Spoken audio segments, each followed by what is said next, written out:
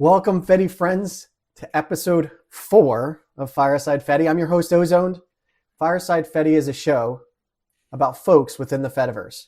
You're seeing this, that's you as well. With me today is Laurin, which I'm going to mispronounce, but we'll get to that. Laurin has been a climate activist since 2019, currently working part-time on ActivityPods, thanks to funding from NLNet. ActivityPods are meant to bring Sir Tim Burnerss Lee, if you know him, he's the father of the modern internet, his solid pod technology, and combine it with ActivityPub, the protocol that powers the Fediverse. That has to be one of the most technical things I've talked about so far. So Laurin, welcome, and thank you for taking the time to talk with me. I appreciate it. Thanks for having me. So first off, what is the best way to address you? Sir Laurin, you and I were talking before this, and you're German. So how do you pronounce your name again in German? Right, you say Laurin, but I'm fine with Laurin. Okay, yeah, my tongue doesn't work that way. So yeah, Laurin. Is that it? That wasn't it at all. Should I repeat? Laurin. I'm not. It's like ouch, this lau, and then Rien, Ouch, like Rien, Doreen. Laurin? Yeah, right. Okay, okay. I'll do my best. Just go with Laurin. Laurin, okay, my yeah. English name. I don't want to. Yeah, I don't want to offend you, so that's okay. Laurin is okay, right? Yeah. Okay, so we'll go with Laurin. So, Laurin, tell us first off a little bit about yourself. Who was Laurin growing up? First off, what led you to this place and time? Oh, good question. Well, if I start at the very beginning, apparently my parents said I was always fascinated with switches and turning on and off the lights and understanding which switch is responsible for what. Yeah. So I had some kind of early fascination for technology, definitely. Cool. Yeah, and this is something that continued over the years. And when I was 17, 18, 19, I was thinking, what am I going to study? I had done some coding before and really liked it. And yeah, solving those riddles. So I thought, okay, I'm very political as well. I'm interested in sociology, psychology, whatever. But then I thought, okay, computer science is something I can do many things with afterwards and try to, get different, disciplines together.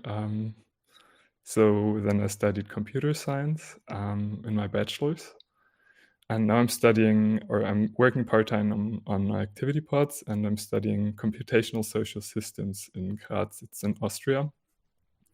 And computational social systems. That seems like the best of sociology, psychology, and computer science. What is that? It's kind of a buzzwordy thing. What is it? Yeah. So it's a study program you can study if you have studied computer science before, sociology, psychology, law, or business administration. So there are a lot of different people coming together here. Yeah. And you can choose one of 4 specializations: psychology, sociology, law, or business. And I decided to go for sociology, but also a bit of psychology.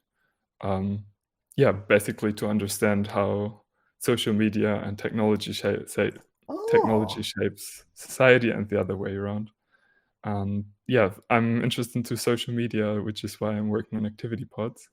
And I want to understand how we can improve on the alternatives. That's fascinating. That sounds heavy. So yeah, in chat said is that the computation of social structures like communities, for example, or is it more and I think you kind of answered this, but it sounds like it is more the sociology and psychology of how technology impacts our lives. Is that?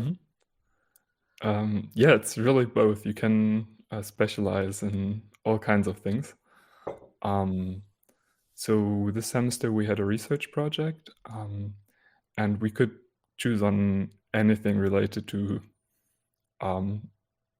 analyzing some social, political, or business related, whatever you liked, question, and try to apply digital methods to understand, analyze it. For example, one group was mining data from a recipe site and try to see how engagement differed around healthy versus unhealthy recipes.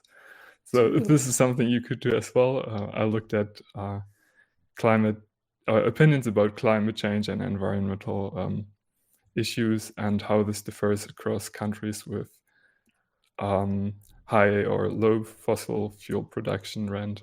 You can do that as well. Dude, that sounds like heavy stuff. Is it a lot of statistics? Is it what does it look like? Right. So at the beginning, or you definitely need some data science statistics knowledge. And the people who have a background in computer science or sociology, psychology have a big advantage with either statistics or the whole getting it down to code and doing the analysis. Though now with ChatGPT and the generative AI tools, it's getting easier for people to pick up the data science part as well, or the coding. Okay. Sorry, I forgot. I got kind of lost with. No, this is about, no, you're great. This is but amazing. then, I never knew this was a thing. Please go on. Yeah. It took me a while to find this study program. It's quite new, and the disciplines also. The idea of getting different disciplines together to understand society and using technological methods for this is new. Wow. Or at least as a more concerted effort. So there are other. One of my professors, she's really cool, Professor Fariba Karimi.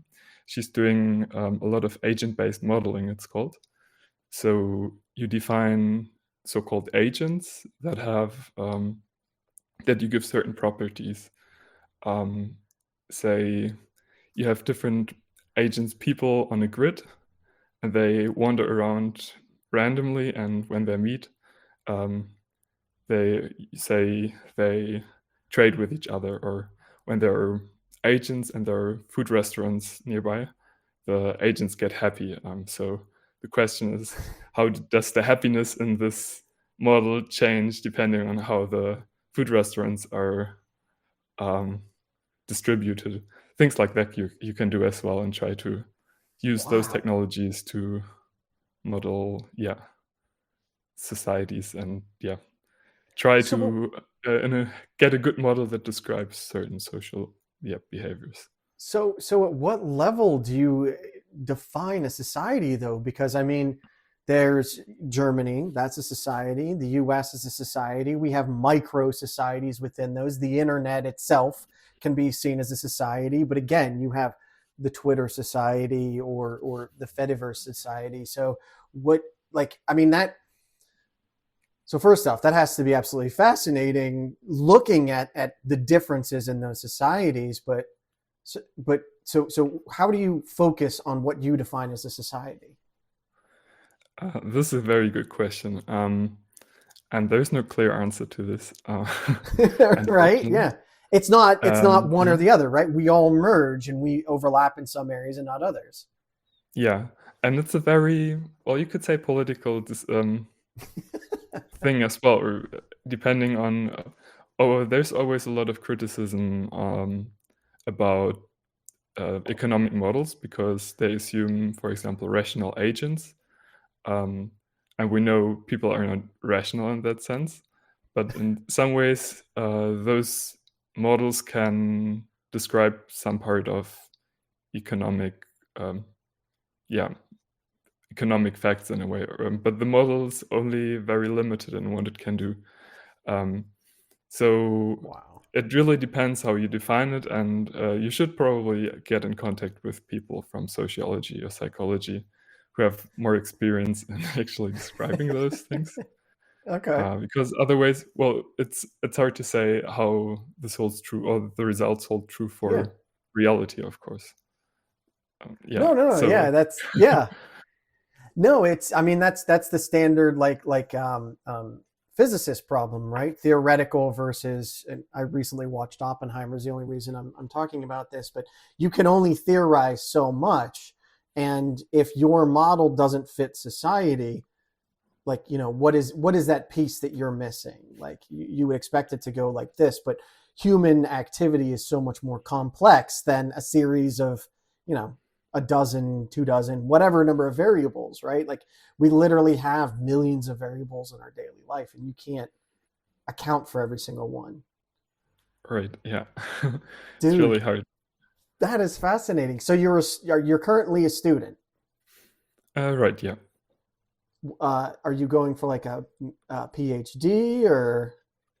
No, this is just a master's program for now. I'm not sure if I wanna. Just. Well, yeah, it's a master's program, not a PhD. Right. I'm not sure if I want to go for a PhD because this is usually, um, this implies I have to do a lot of very specific work on one topic, and Yes. I'm not sure if I can find this one question to work on because I like actual development as well, more of this research and Okay. development and not just research. So if Yeah. I find something interesting, but yeah, I'm not planning on doing so right now. Okay. Yeah, you never know what life is going to bring, right? Like I just have a master's degree as well, but the reason that I have a master's degree is 2008 hit right when I graduated my bachelor's, and no one was really Mhm. hiring. So I'm like, I'll go back for a master's, but who knows where your path leads? Just always, keep an open mind, and you figure out as it goes. You take this step and then you go on. That's awesome though. That's incredible, man. I've never heard anything like that. That's a degree field that like you don't think exists, and then someone on a random stream tells you it does. That's awesome. I love that. So you're a student, you're a developer, you're a climate activist. What do you have any free time? What does it look like? What do you do in your free time? A good question. Usually, no, that's not usually. So I moved to Graz recently for this master's program. I lived in Halle, which is near Leipzig in eastern Germany before. Okay. And now, well, everything's kind of new, but I have very nice flatmates. We're a flat of 4 people. So actually, we're hanging out a lot in the evenings and chill together or do some trips, around to the mountains, things like that. Okay. I used to sing in a choir. I haven't really found one here yet. What else? Like cycling, things like that. Yeah. Okay. Outdoors. Yeah. Well, I mean, you are a climate activist, right? So I assume that one goes in hand with the other, right? You didn't just like sit in your room making code. You're like, I'm going to go help the climate. Like you're out in it all the time. So you see the changes and things like that. Dude, To be that's all. fair, I used to do more climate activism when I was in Halle.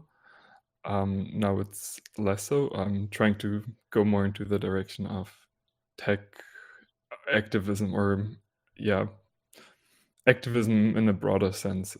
There's a Okay. association here that's hosting, for example, a Mastodon server, but who are doing advocacy work in the society here in the communities. So I'm trying to go in a different direction since I'm thinking, okay, I've got very niche expertise, and climate activism is something others can do as well, with less expertise in computer science. So I'm shifting this right now. No, but that's good. You try and find where you can be most valuable, where you figure that you can make the most impact, right? So are you are you like a Fediverse activist now around your local communities and stuff? You're saying, or Mm, in a bit, I wouldn't. Yeah, not so much. A bit. Every time I see someone posting some Instagram links, I'm like, "Hey, could you not do this?" Or, "Hey, there's an alternative for this. yeah, Um, Here you go. Those platforms are propaganda platforms. They're governed by very few individuals with a profit motive, and this manipulating us. We need something else. I can't even look at this because I don't have an account." Um, and right? people nowadays are quite receptive for this, actually, now that they're looking towards the US and are sort of shocked what's happening there. Yeah. As a person from the U.S., I'm sort of shocked what's happening here as well. But no, it's again that balance, right? That I'm the same way. I'm passionate about the Fediverse. I actually have my own cast shirt on that I just got, and I'm planning on wearing it out tonight. But it's that balance of you're passionate about something, but you don't want to annoy people, but yet you want them to know that there's an alternative. So like I've talked to people at my martial arts gym I go to, and it's like, hey, I told you about this. Did you check it out? And they're like, oh yeah, we've been really sick. It's like, okay, no problem. I'll back off. I swear, I'm not going to start like preaching to you. And I don't know about Uh-huh. you, but I run Linux, and I was that Linux guy. It's like, hey, have you heard about Linux? Let me help switch you. And you come to find out pretty fast that people have to want that. They have to be receptive to that. They have to prioritize that, or else you just come off as kind of annoying jerk, Yeah. right? So no, that's great though. I love all of this. This is all great. I love this so far. How so your is your work, which we'll get into what ActivityPods is and what you do and all that in a second, but is your work in addition to the schooling you're doing, or is that a part of it? Like, is this a project you're like, I'm doing this as a part of my master's program? It's in addition, there's little intersection. I Okay. did the ActivityPods work before, and I was thinking, I really like this, but I'm not sure how this is going to continue, and I want something. I want a perspective change as well, and not work on the infrastructure only. So this is why I decided to do the studies program here. Okay. So yeah, you're doing them kind of in tandem, not one part of another. Mhm. You're again helping out where you find that your niche can help, right? Yeah, basically. Okay. So do you want to talk about activity pods and what it is? I mean, I've done research. I've known Mhm. what pods, solid pods were. I think I told you like I've been following it for like, well, you told me I think it came out like 7 years ago, so I've probably been following it shortly after that. But do you want to talk about it, Mhm. what they are? No guarantee on if it's 7 years or more or less. Yeah, yeah. No, don't quote you, right? Um, so yeah, I've been following this for ages as well, and I thought, oh wow, this is so interesting. As I said, when I started with the computer science degree, one of the reasons was that I was upset with social media and how this is going, and how people are, getting addicted by the way those platforms work, and what it does to the political landscape, and or thinking the other way around, what could society be like in politics if people use those platforms to engage meaningfully, and if those platforms were designed to um, actually do their best, and not make profit by showing you advertisements, with all that long tail of things that this has as a consequence. Mm-hmm. Anyway, so then there was Tim Burnerss Lee and those ideas of bringing back the internet how it should be, like, and the idea of tearing down those walled gardens, because social media platforms, well, the thing is, they work because there are so many other people on the platform, Yep. and if there weren't so many people, well, people would switch, but there are those big walled gardens people can't get out, and they do their best so you can't. This is why I was fascinated about that. And again, and along with this idea of linked data, semantic web, I'm not sure if it's a big thing people know about. But the basic idea is you store data in a format that all different kinds of application can use. So you gain interoperability. Same thing with the Fediverse, actually, where different applications, at least to some degree, are compatible with each other. And you can view articles or pixel-fed posts on your Mastodon account, for example. So this is something that fascinated me as well.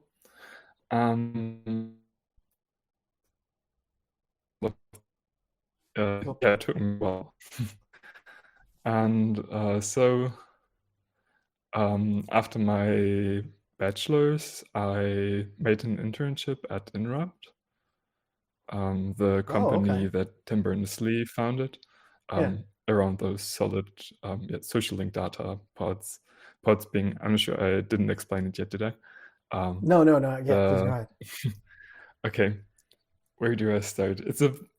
Unfortunately, it's a lot of things you need to get your head around a bit. But the idea of a personal online data store or pod, whatever you want to call it, some call it data spaces. I'll stay with pod for now.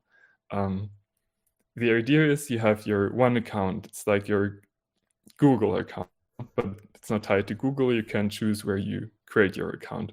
Similar like with email. You go with an email provider, be it Gmail, Yahoo, or maybe some, I'm not sure about the US and which ones you have there that are smaller, GMX in Germany or Web, whatever. And you can choose. And it's not, and with that, it's similar to this login with Google, login with Facebook, whatever.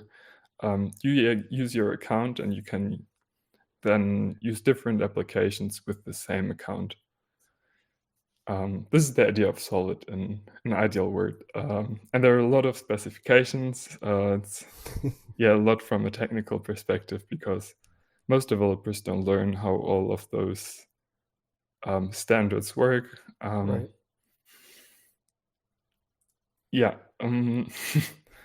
So where do I continue? So you have this personal online data store. So this is your account and all your data is stored with this.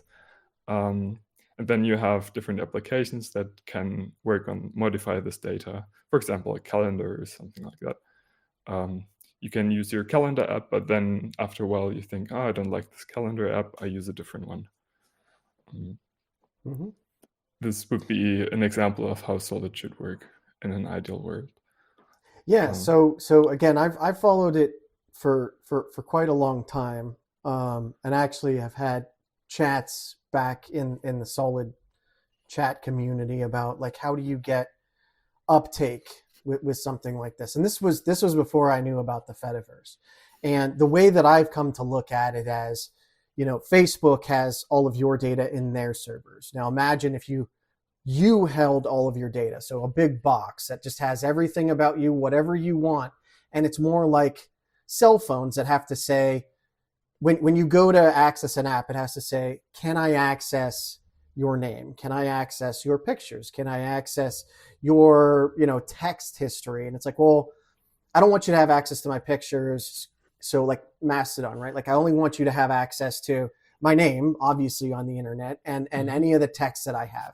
And this moves the problem of migrating, even in Mastodon, even in the Fediverse, we have these silos, like you said, of there's PixelFed, there's Mastodon, and it is everything housed in your pod. And today you want Mastodon. So you hook up Mastodon, allow it to have whatever. And then, well, I also, I want PixelFed. So instead, I just want PixelFed to only have access to my pictures. It's that kind of idea, right? Yeah, exactly. And ActivityPods takes on that idea of connecting it into the Fediverse. Yes, exactly. So you Okay. can use different social applications for different use cases. So, for example, there's Welcome to My Place. That's an app for organizing local community events. It's more of, it's not like one of those big event sharing platforms on the Fediverse like Mobilisant or Gancio, which have public events. It's more for private events, and you can invite people, or give the authorization to others to invite people to your event. Okay. This would be one application. Then we have a fairly new one. It's not super stable yet, called Mastopod, more towards microblogging.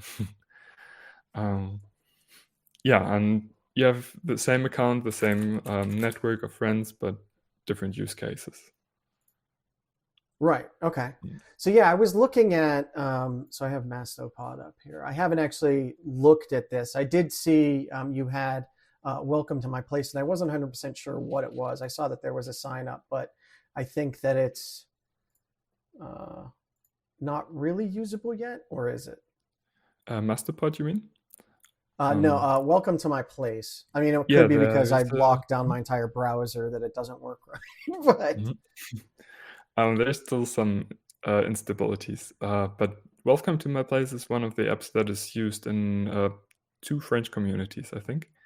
okay. The whole project comes from a French community, the Assemblée Virtuelle, Virtual Assembly, an association of people, excited about a free internet, and um, there are different applications coming from this community, and one of them being ActivityPods. Okay. Um, and they do a lot of local community work. They're somehow connected to the environmental movement in France as well.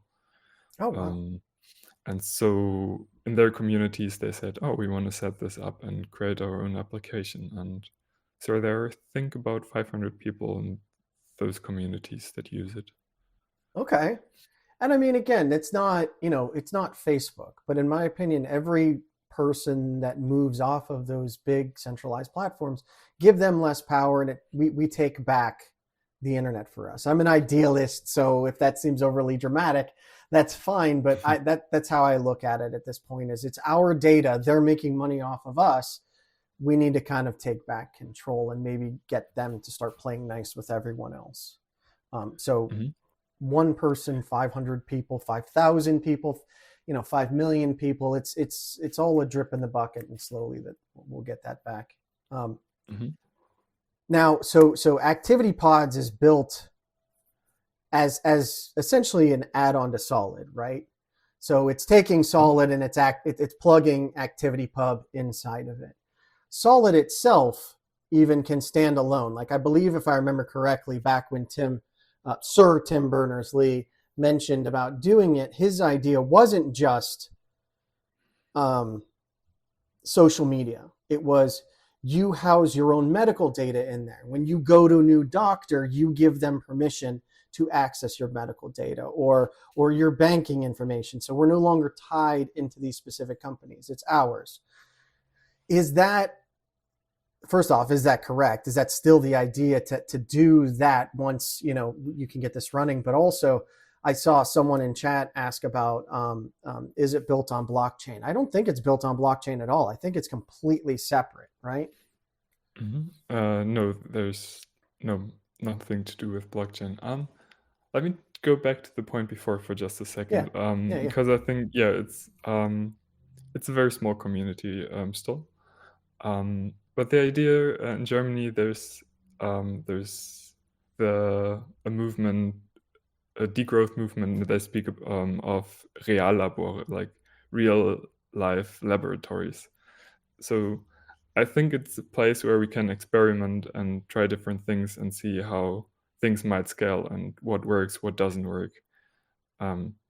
So this is the approach, in my opinion, at the moment. But we're trying to scale and improve the software to grow bigger. Mm-hmm. To the next question about if that's still the idea of Solid, I would say so. There's still, after the years of working on standardization issues with a lot of things.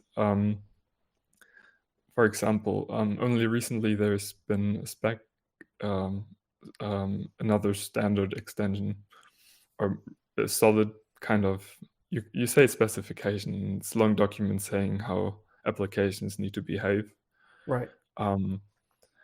And only recently, and we're implementing this right now, there's been one that's actually about allowing different applications to access different data on your pod, because Okay. until now the authorization was very on or off, and now it's going to a direction where you can actually say, yeah, I want to share this particular information, my health records, but not my personal Right. yeah, Personal banking say account or something. banking account, or how much I do sports. Maybe you have some sport tracking app, but you don't want to share this with your health insurance, maybe. Right. Okay. So now this is coming as well.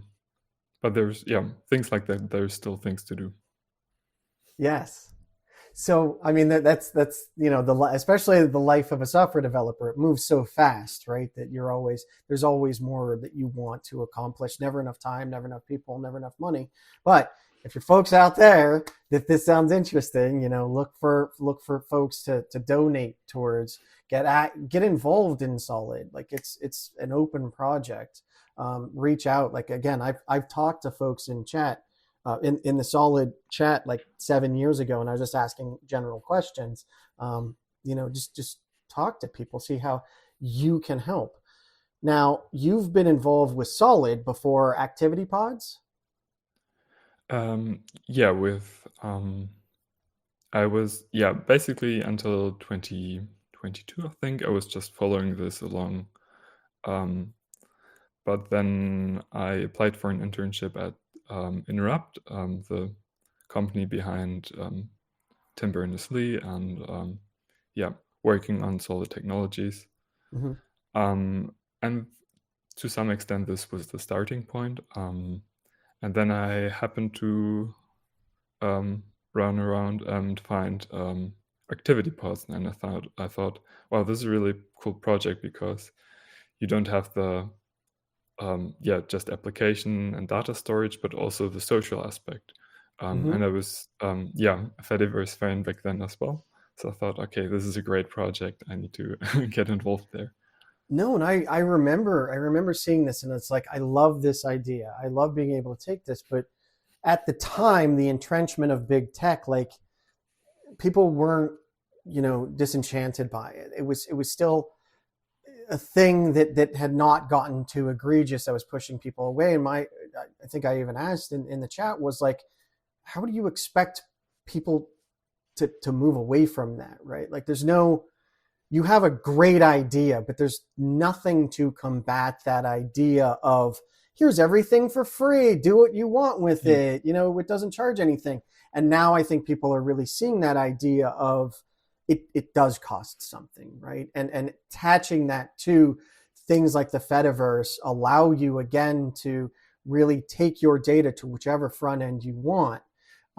You don't have to continually setting up this new server and this new server and this new server, and it gives you back the power. And I think once you guys start getting people to do that, and again, I'm in the US, so a lot of people here are still, I'm on TikTok, I'm on Instagram. I think a lot of Europe is moving away from that model, as you said, because of what's happening in the US.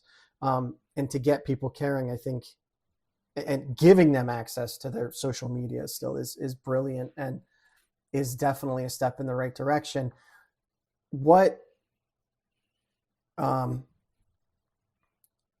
So when the Fediverse was coming up, did someone there immediately like have a light switch? It's like, this is where we need to be? Or did you come there and it's like, hey, have you heard about this Fediverse thing? Like, we should connect into that. Like, how did that play out? Do you know? I mean, for me personally,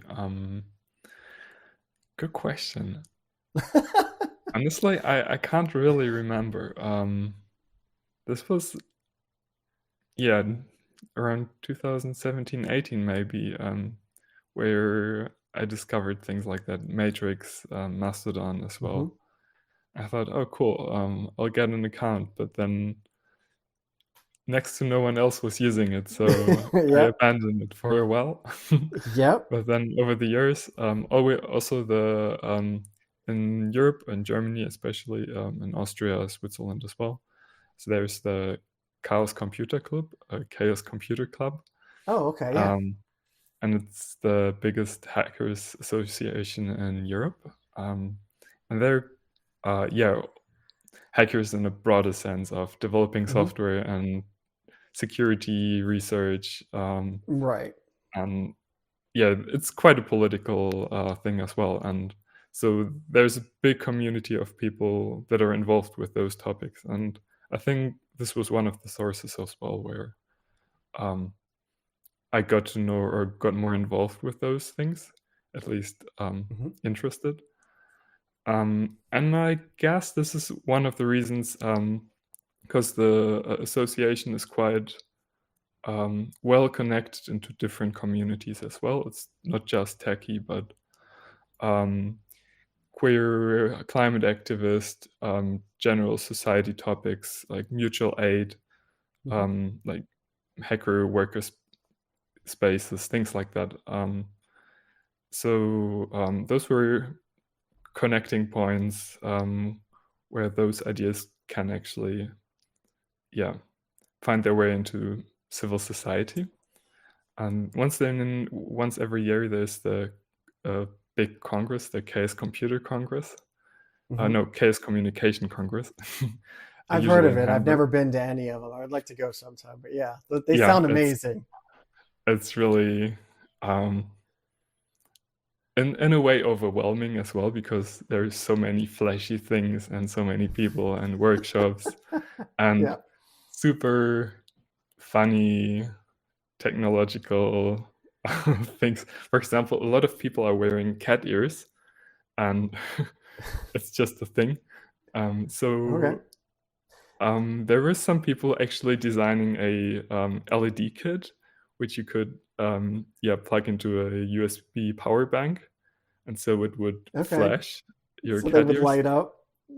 But Nice. the best thing about it, there was a Wi-Fi chip in there, so when other cat ears came close, they synchronized, Oh, and no so way.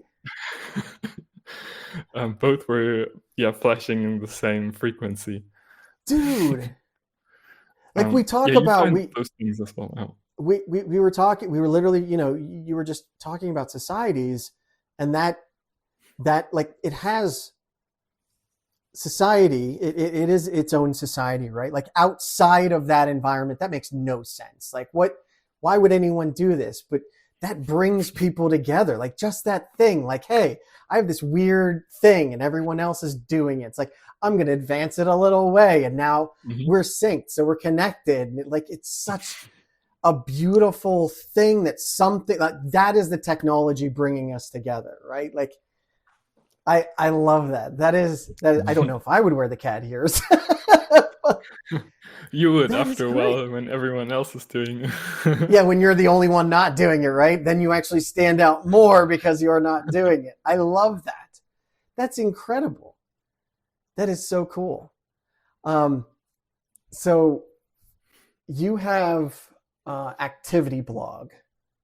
Do you want to talk about Activity Blog? I wasn't 100% sure. It sounds like a solid ActivityPub for blogging, but there's also Mastopod. So can you tell me a little bit about it?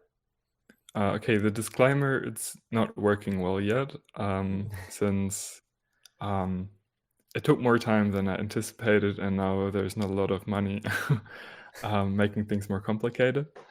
But the idea is you can develop, there's the ActivityPods framework for developing new applications. Right now it's React and React admin based. It's a framework for getting started with applications quickly. And I thought, I was asked if I could write a blogging app based on ActivityPods, and asked a friend to do the design, and I did the implementation of that. And it's very basic blogging. You can follow others, have your feed, create your own blog posts, upload pictures or videos or audio files. So, and then this is all kept inside your pod, and this is more of a front end so that you can easily blog. And then again, it's ActivityPub powered so that anyone can follow it. Yes, exactly. Okay. So it's mostly just the front end for using your pod, and that's responsible for, and the application's responsible for showing the posts and showing other people's posts, and you can write the posts there. But then ActivityPods, your ActivityPods account is responsible for storing the data, sending it to others, the following, or Yeah. Again, it all kind of interconnects. And as for it takes longer and not enough money. I mean, that's classic open source development, right? Like you're lucky you get any money in open source development. But no, you keep chipping away at it. And one of the things that I've told folks about softwares like this is like, even if it never lives up to what you want, it's still making a difference in people's lives, right? Like, you and I are talking about it, but being open source it allows that kid somewhere else in the world that is interested in this stuff to go look and learn from that. And you'll never know that you've had such a massive impact on people's lives, but it is still out there. And I think even if it's not working right, the fact that you have it out there, and again, can keep chipping on it is great. And please never stop that.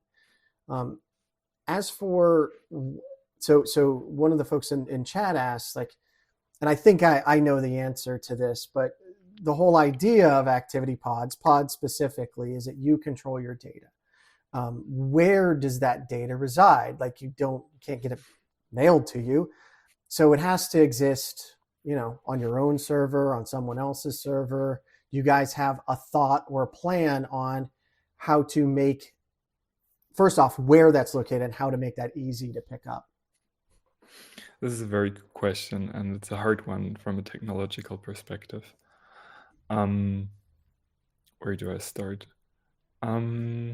So, first of all, we're living in an HTTP world with the Fediverse. What does that mean? Nothing is end-to-end encrypted, and it's hard. It's Fediverse is for public or semi-public data mostly, or it's optimized for that.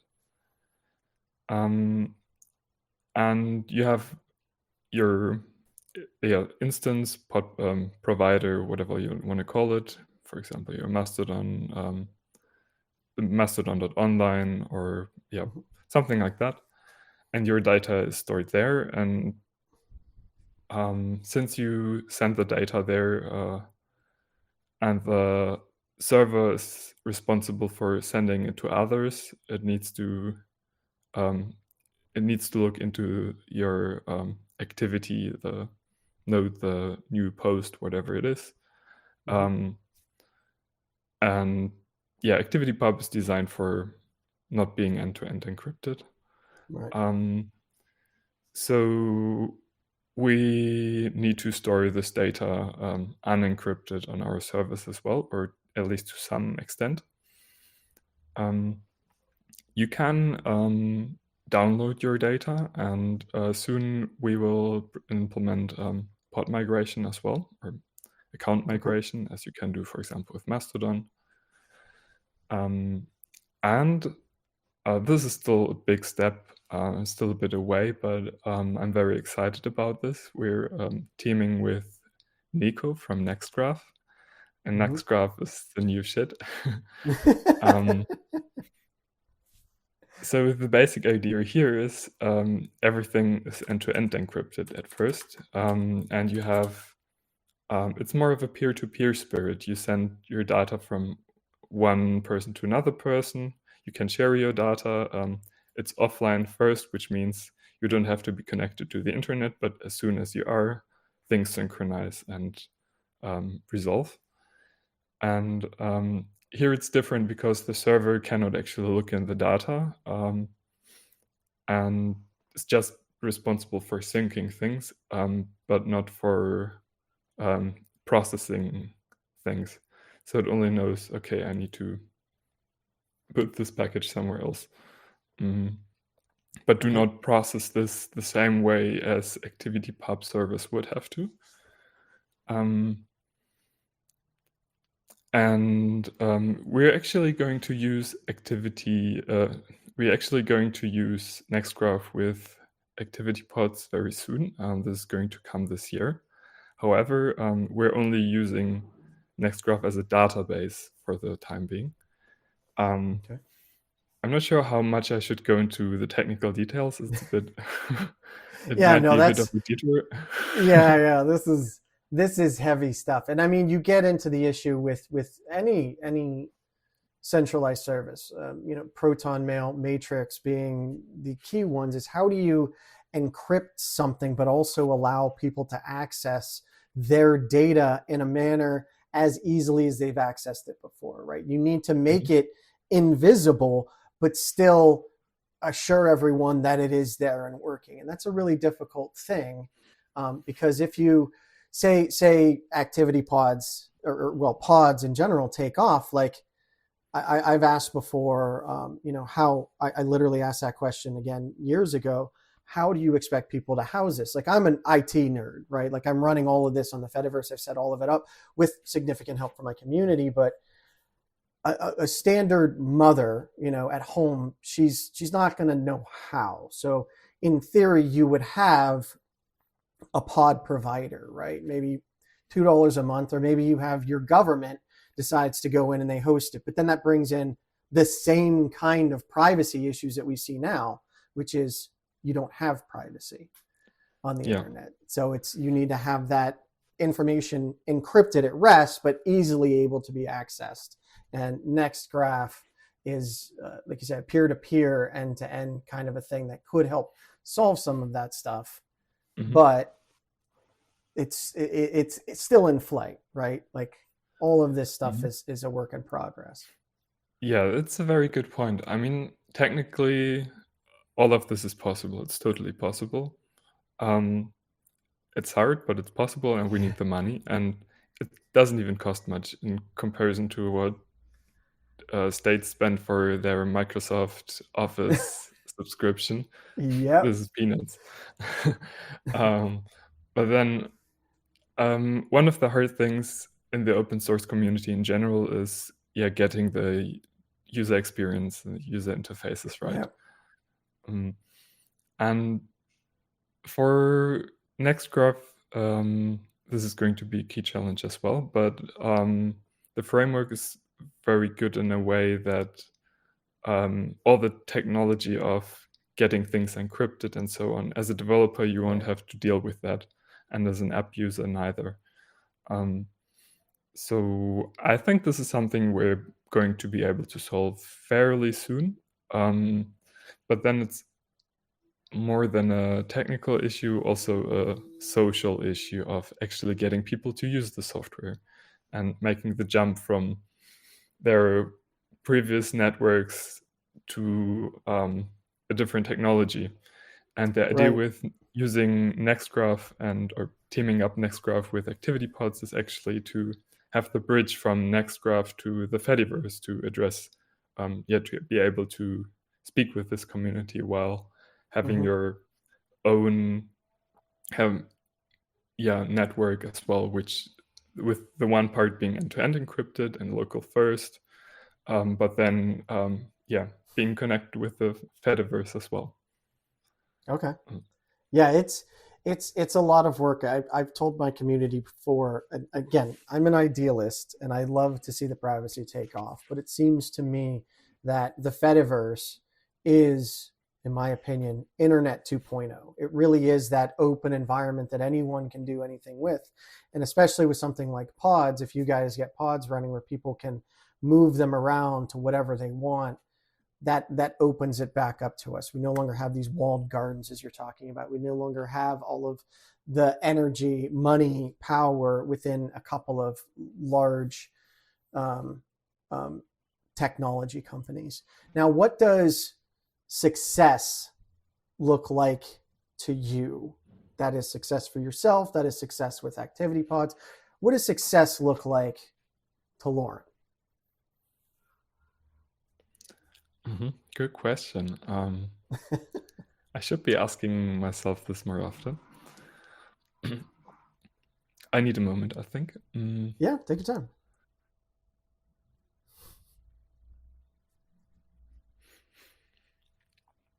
So for ActivityPods, I think it is having a framework that is really easy to use from a developer experience point of view, setting up new applications, and getting the interfaces right, data sharing between different applications, authorizing a certain application to do something, and another one to have access to some of the data, maybe not the health records, but the sports tracking apps data. Getting this set up correctly, getting new developers using this application or developing new applications on top of that, making it very easy. This is one of the goals, and being able to scale and making ActivityPod servers be able to host thousands or even more of users with no performance issues. Okay. And getting this closer together with Nextgraph being end-to-end encrypted and local first. Okay. This is my vision. Personally, whatever how people can work together, use technology to work to have political debate. And I'm very interested in the question of how can we design the interfaces and the technology in a way that fosters different opinions coming together and finding solutions for problems, like this deliberative aspect. I know it's not everything. It can only do so much. But yeah, I think those are things I want to work on, and on the next steps, go further, see how we can use those technologies for transforming society. Wow. Very vague. Okay. No, that's amazing. Yeah. So you want to your idea of success is making it so that you can essentially break down these walls and bring society back together, right?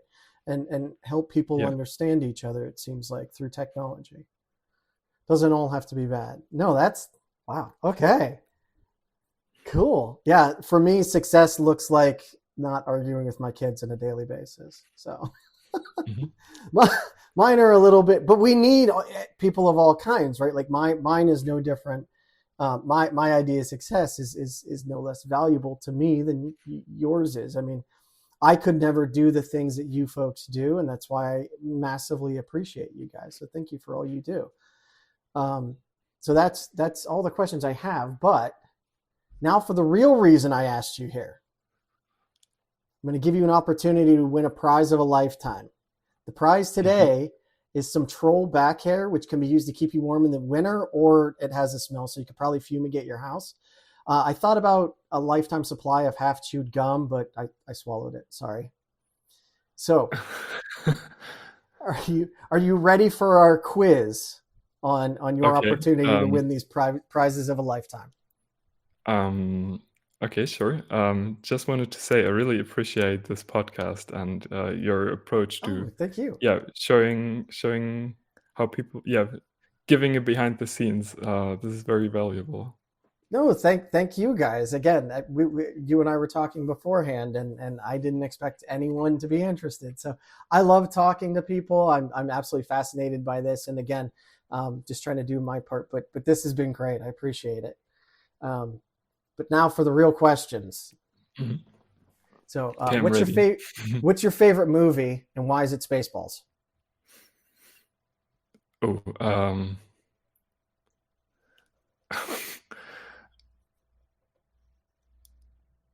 I used to like Avatar a lot.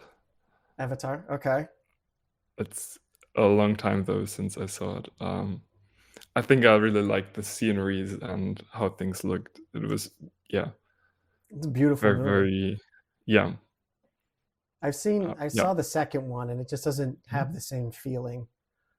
I actually didn't see it. Maybe I should, but when you say, oh, okay, um, You can't that's you it. can't. No, not Avatar: The Last Airbender. I don't think. I think you mean No, Avatar: The yeah, Big yeah, the Blue Aliens, right? right. With what was it, Even though the unobtainium? Last Airbender show was quite cool as well. I've never seen that one, so I got nothing on that, unfortunately. Marmite, haggis, or spam? Um, I only know Marmite actually. Okay, I was in Australia for exchange in the year 2014. I was 16 back then. Um, I've never tried it. so I know Marmite, and I like Vegemite. So Marmite was okay too. I've heard of Vegemite. I've never tried Vegemite or Marmite. I've never tried haggis. Spam is interesting. Um, uh, red, Is it blue, or kind of a green? yeast spread as well? No, spam. Spam is essentially, in my understanding, is all the meat that they have left over that they don't make into hot dogs and bologna. They can it as Oh, okay. spam. It's Hmm. it's food, I guess you could call it that. I see. Okay. Yeah, I'm vegan. I'll skip on that. There you go. Yeah, you're good. Red, blue, or green? Red. Red. Okay, that was decisive. Red is your Yeah, favorite color, then I assume, or blue is quite nice as well. I like how it's a strong color. it Yellow is. is kind of light, and green is a thing between yellow and blue. So, Okay. yeah, red is very, yeah, pure. Okay. In an alternate universe, what does Laurin do? um, Having fun in a library. It's a utopian universe, and people hang out in libraries and share their things. There's abundance because people share, and I hang out in the library and solve math problems or talk to others and have a Oh, that drink. sounds that sounds awesome. Actually, that sounds relaxing. That sounds peaceful. I love that. So I reached out to one of the alternate universe Laurens, and he says he plays jazz flute for ocelots because they have a hard day at work and they need to unwind at the end of the Mhm. day. So, Okay, not um, bad. dark energy or timescape? Timescape. Oh, you like timescape? Really? You're the first one I've talked to that actually knows what timescape is. um, is it no? Okay, maybe. Are you talking about the physical thing, timescape, or Physics, yeah. the? Yeah. Okay. You had physics extension course in school. And Okay. dark matter things. I didn't. We didn't do that, but it seemed kind of weird. And timescape and Einstein's relativity theory. I like this kinds of things. Okay. Yeah, I love the idea. I recently heard about timescape and I love the idea because it is less complex than this dark energy that we assume is out there but we can't find. So Yeah. I've been asking everyone, like one of the guys in my community, his friend's a physicist, and I was like, so what do you think of timescape? And he's like, what is that? And I was like, wait, you're a physicist, right? He's like, I work on lasers. I was like, oh, Mhm. well, never mind. So, and the last question that I have for our quiz, then as usual, I'm going to send it to you telepathically, so you can just give me the answer when you're ready. Okay. Mhm. Okay. So there's a question. So what's your answer? Um, Hard one. I prefer long sleeve shirts over short ones. Okay. All right. Congratulations. You got every answer, either correct or incorrect. Good job. I sent our community member Hylas to bring you your prize, but since he's a NASCAR eSIM racer, he just kept going left and he eventually ran out of tires and gas, so he didn't get there. So I'll make sure to scold him appropriately for you. But that's it. That's the end of episode 4 of Fireside Fedi. Laurin, it's been absolutely fascinating and wonderful to have you on. Thank you so much. My pleasure. Thanks for inviting me. So we'll see you guys next time. I believe it's going to be Brother Soul potentially, but I'll let everyone know on the Fediverse. So if anyone has any questions, Laurin's on Codeberg and he has his Mastodon account on there. Don't hesitate to shoot him a message. Boost the video if you want. There's no algorithms. I don't get paid for any of this. So do this if you find it interesting. Get other people involved in the Fediverse. We're all a part of this society to try and make things better and take our power back. So I want to thank everyone for coming, and I will catch you guys next time. Have a great one. Bye. Ciao.